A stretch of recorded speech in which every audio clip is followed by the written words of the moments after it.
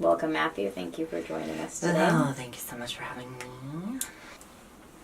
What is your documented or undocumented diagnosis? So the undocumented diagnosis that I have been experiencing a lot lately has been that of depressive symptoms.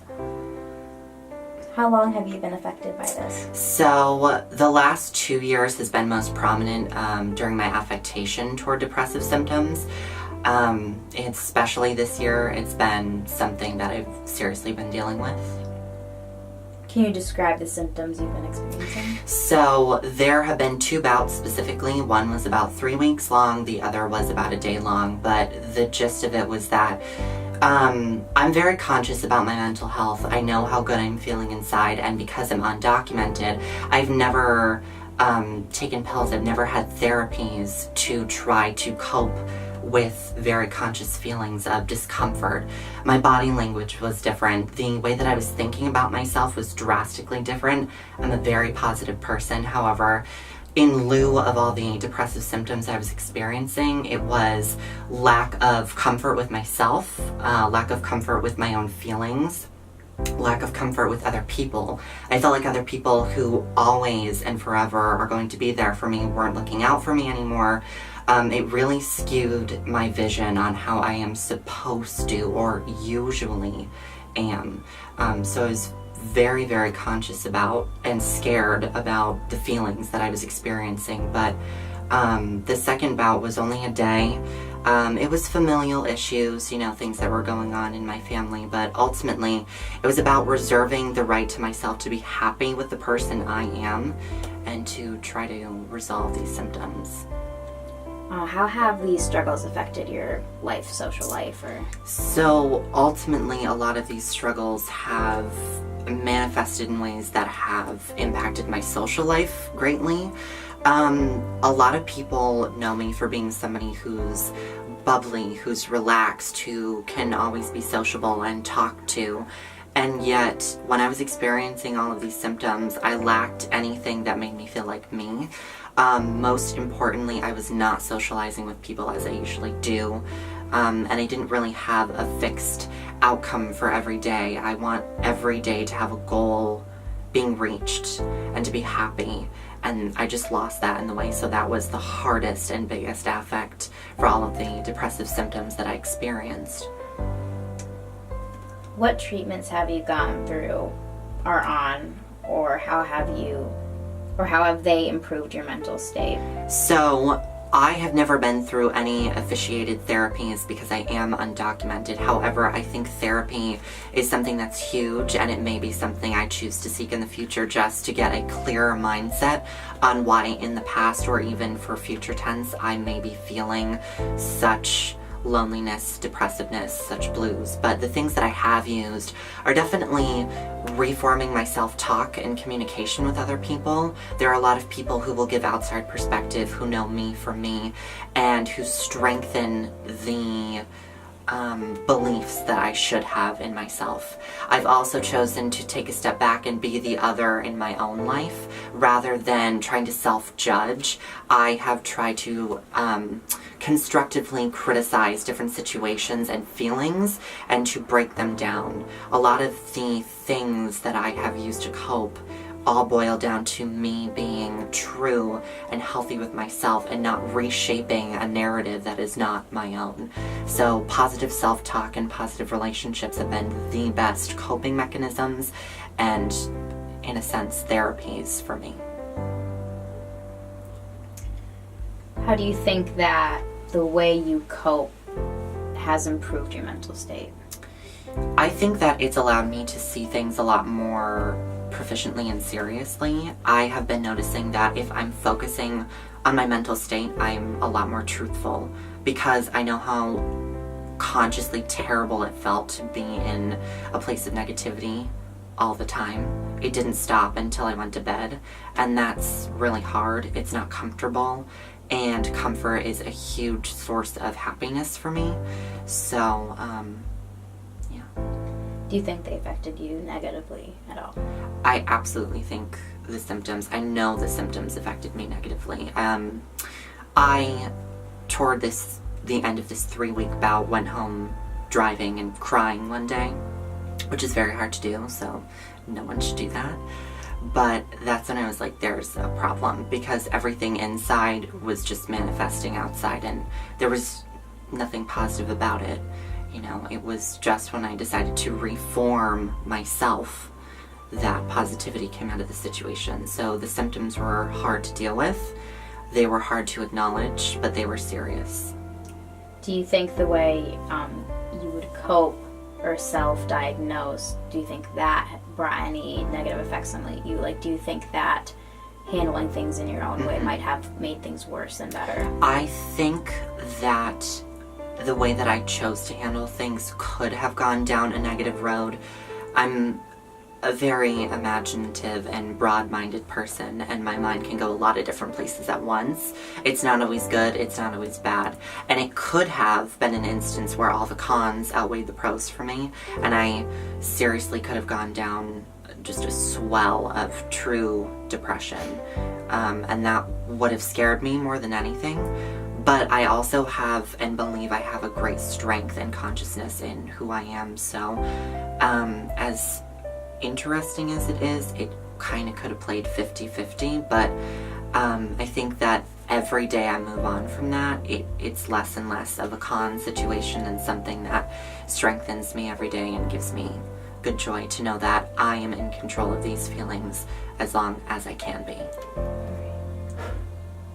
And advice you would give to those struggling with similar illnesses, or for friends and family affected? So any advice that I would give would absolutely be to choose to get help in whatever way, shape, or form that it presents itself. The biggest step to make is to say that you need help. It's not just admitting to different therapies, different medications. It's the bridge to get there. And you really should trust your ability to know yourself, because there are a lot of people in this world who know the kind of person they are, and to know that your functionality is off, your body language is off, your speech, your thought process. It's a big deal, and it's a red flag. So take the steps, the therapies, the medications, the interest in other people's opinions to a healthy rate, and really, really, really look into getting yourself the best help that you can. Any last words? I'm grateful for the people I have in my life today. I am very grateful that everything that I've come out of from depressive states have shaped me in a more positive light. And I'm glad that the conversations I have with myself, especially from here on out and from many years prior, have been positive, have been good thoughts, and have been how to keep great momentum with just choosing to have better mental health every single day. So, all right. Thank you, Matthew. You're welcome. I was diagnosed with depression when I was 14, I believe. 14, 15. I was in junior high. I remember I would just come home every day, and I would go from be months of just feeling really empty and feeling like numb and like nothing, but I'd be sad still, and I'd be really tired. I'd come home and I would just cry. And at the time I had other influences on my emotions. I was going through bullying and of course hormonal changes, but it was severe enough to the point my mom was very worried about me. I remember she brought me to see a psychiatrist for the first time, and it was really weird. I remember not really understanding the whole process of it, but I remember they put me on meds when I was 14 or 15, and I took them for, I want to say, at least 2 years, and I made the decision to stop. I think I stopped taking them when I was in high school because I didn't like the way I felt. I think it got to the point where maybe it was my hormones balancing themselves out, but I got to the point where I just felt like it was like a fake chemical-induced happiness in me, and I didn't feel like myself, and I didn't feel bubbly, I didn't feel numb, I just felt it just didn't make me feel like myself. So I made the decision to stop taking them. but I still struggle with it today. I've been on and off with seeing therapists, but I haven't been on meds for depression since. Tell me some of the struggles you faced in your life. Well, with depression, I have anxiety as well. And I would say one influences the other majorly. I find that when I'm going through a depressive episode, my anxiety is like, when I can't feel other emotions, I feel anxiety. And I find that it affects my social life and my mental health more than anything. I find that I end up being very negative, and I fall into this state of being convinced that I'm meant to be alone, that I'm meant to be hurt, that no one is going to stick around and love me. And it's just such a negative mental state that I get trapped in. And instead of talking to someone and realizing how silly I sound, I listen to my own thoughts, and I find that I get in this really deep, dark pit of just self-loathing and just a lot of like negative, destructive thoughts on myself. And I find that because of those thoughts, I don't talk to people. When I'm depressed, I won't go on Facebook, I won't go on Instagram or anything, I won't text anyone. I'll just like be a hermit, basically. Besides the medication that they put you on, did you go through any kind of talk therapy? Yeah, in my older years, like 18, 19, 21 now, I have gone to a few different therapists. I haven't stuck with going to see one because I go through phases where I feel really low, and then I'll book an appointment, and this is destructive and I know it, but I'll book an appointment to go meet with a therapist, and then I'll start feeling good again, and I'll be like, I don't need to go do that.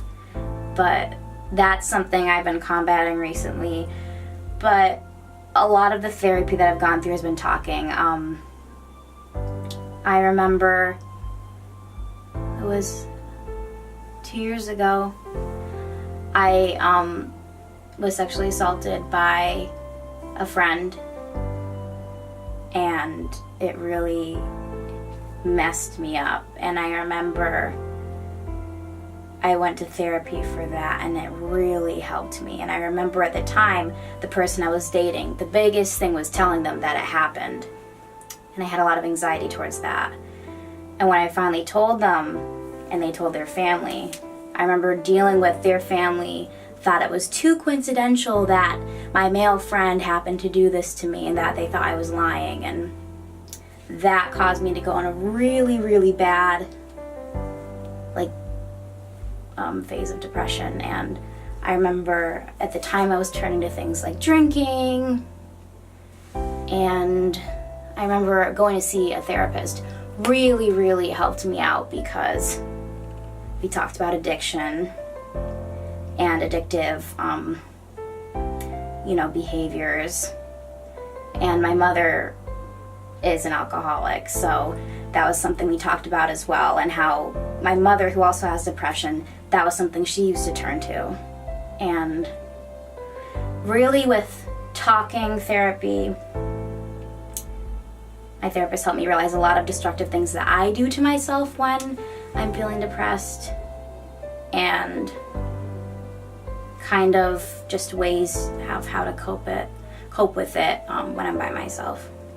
Where are you at this point in your life? I'm still going through a lot of notions and changes.